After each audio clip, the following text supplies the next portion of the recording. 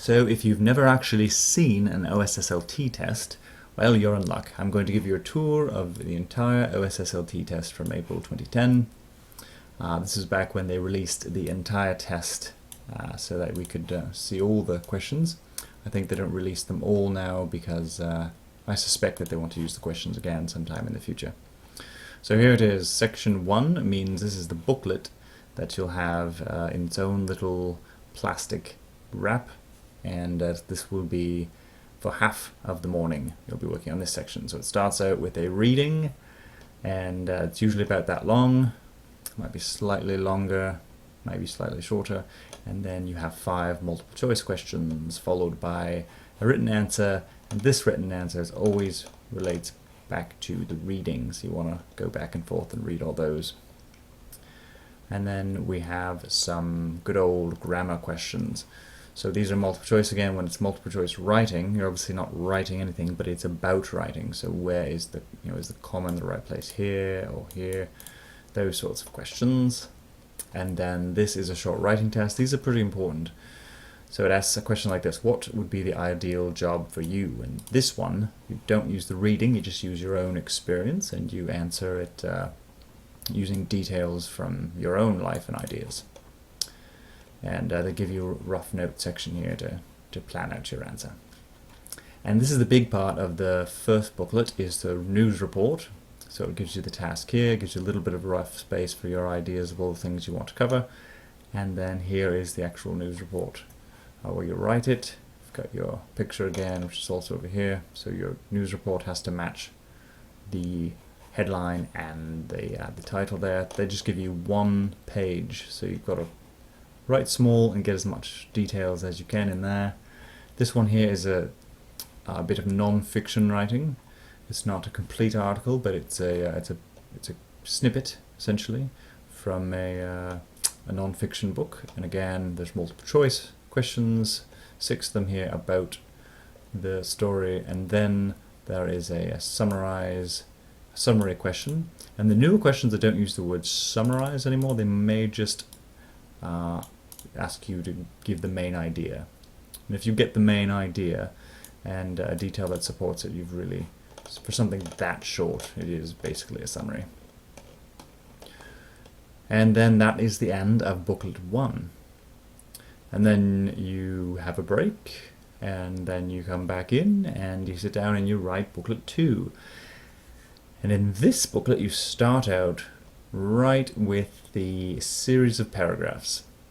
For some reason EQAO doesn't want to call it an essay, but it's a good idea to write it as an essay. So plan it out. You can use your bubble drawings or whatever you'd like, or a outline, however you want to plan out your essay, but make sure you plan it out. And then write your at least 5 paragraphs here, and you want your clear 3 main points, and then all the evidence for each of those points all nicely put together in these 2 pages that they give you. So this time it's a little bit bigger than the news report. You get 2 pages. And then after that, this is another one of those writing multiple choice questions. So it's about writing and grammar, sentence structure. And so these ones, everything you need is contained in the question. And next we have another article down here, but this one is a little different. It's an article that tells a little bit more of a story, but it's not fiction and it's not a narrative. So it's a more in-depth story. It's not just a hard news story.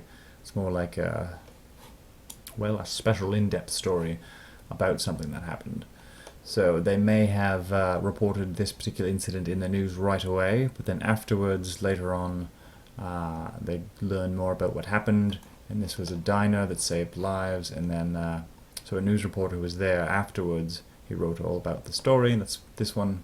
So it's a little bit longer typically. And then there are more multiple choice questions here. We have 9 multiple choice questions. So you really need to understand what's going on in the whole article to understand all those questions. And then you get another reading down here.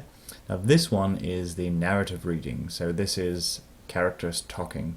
And the whole thing, as you can see, is characters talking back and forth. And so you've got to follow, especially keep up with who says what.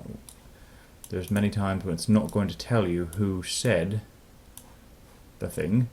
You just have to figure it out from the context. So if one person was just talking to someone else, if they're the only one in the room, then likely it's that other person they're talking to, and the author doesn't have to say always engine Jacinta said. So we have 5 multiple choice questions about the narrative reading, and we have a couple multiple choice long answer questions again about the reading. So you want to always use these specific details from the selection. That's very important that you don't skip that second part of the question. You've got to find little details, little excerpts from the paragraph or from the reading to support your answer. If you write just the right answer without any support, if these were out of 3, then you would get a 1 out of 3. So just the right answer isn't enough. And then you have another writing task that is on its own. So this one here is, if you could learn how to do something new, what would it be and why?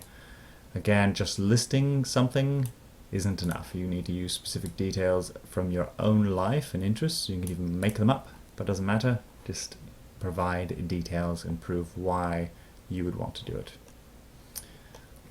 And then there at the end is a graphic text. These can be wildly different, but it'll always give you some sort of a diagram or a picture where there's labels or something where you need to interpret the various structures of the diagram and then answer the multiple choice questions accordingly. And that's it. That is the entire OSSLT, and at the end you will find a questionnaire.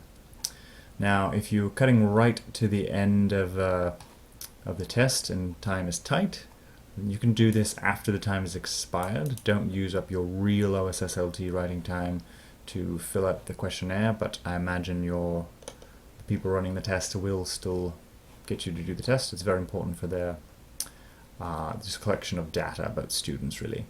But sometimes I've seen students skip to this and they start doing this before they do some of the questions above, which is a terrible idea. This is what you do after the OSSLT. And that is it. There's your last page. That is a quick tour of the OSSLT, so that it's going to be no surprise when you see it. So all the best with yours, and good luck.